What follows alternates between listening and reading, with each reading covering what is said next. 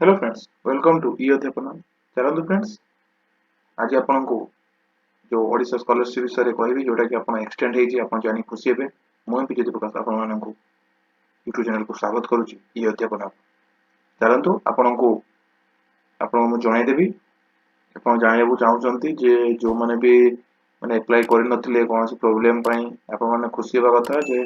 हमर latest news जोटा आछि आपन माने देखैबी कोनसी लेटेस्ट न्यूज़ आछि तापर आपन को माने आपन जे माने हमर अप्लाई करि नांती जो स्कॉलरशिप हायर एजुकेशन डिपार्टमेंट तरफ रु तो से माने आपन माने एजुकेशन जे माने भी हायर एजुकेशन डिपार्टमेंट अछंती आपन माने अप्लाई करि पारे। देखंतु पब्लिश हेची अब देखि पारथुबे लास्ट डेट केते 30/6/2021 आपण देखंतु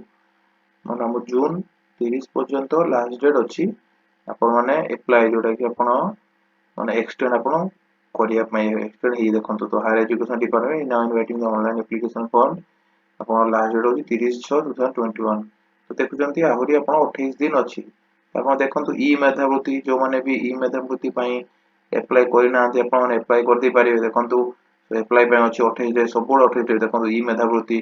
एमती आपण जो देखिबे ई मेधावृत्ति रे आपण देखंतु जनरल एससी एमती एसटी पई तापर सेमती आ गोटे ई मेधावृत्ति पई ओबीसी ओसीबीसी तो देखि पारुथबे ई मेधावृत्ति टेक्निकल एवं प्रोफेशनल स्टूडेंट पई मु कहिथिले आपण को मोर प्रीवियस वीडियो रे अछि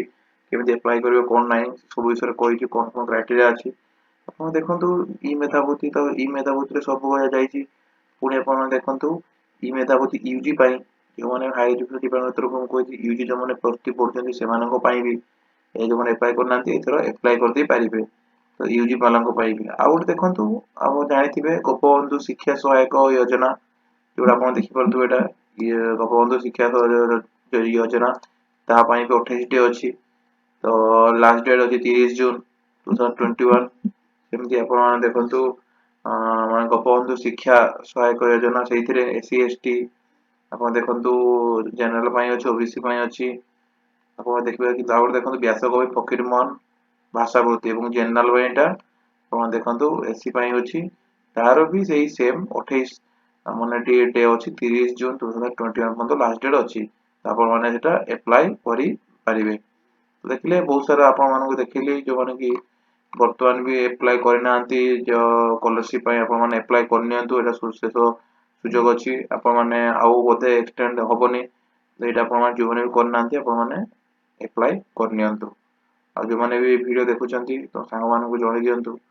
तो आपण देखुथबे सब आपण मानको मु जणैची को केमिति हमर माने व्यू एलिजिबिलिटी कोन अछि अप्लाई कोन अछि जाय प्रॉब्लम अछि एबे तो स्कूल कॉलेज बंद अछि तो एबे आपण 1 तारिख पाखरु सब कॉलेज खुल जाईची एवं आपण माने निज डिपार्टमेंट रो जो एचओडी सहित बा निज डिपार्टमेंट प्रिंसिपल सहित बा तांकर से जो स्कॉलरशिप सेक्शन अछि से स्कॉलरशिप सेक्शन सहित आपण माने ये और कथा हुअंतु कथा ला पर आपण जानि पारे जे कोठी केमिति करा भी पड़िबो कोन आपनकर रहिची आ कोठी आपनकर अटकी जाईची कोन दरकार त आपण माने जथा शीघ्र करिके आपण ऑनलाइन देबे आपण माने सब डॉक्यूमेंट पठे पारिबे। आपण जदि भी आपण ऑफलाइन न आसी परछते आपण ऑनलाइन ने भी डॉक्यूमेंट प्रोवाइड करंतु पोस्टल कर देबे न डायरेक्ट आपनकर जे थिबे माने पियन बा हम डिपार्टमेंट रो एचओडी सहित कथा ही केमिति कोन करा जिवो आपण करिवे साहाय्य नाति करिवे।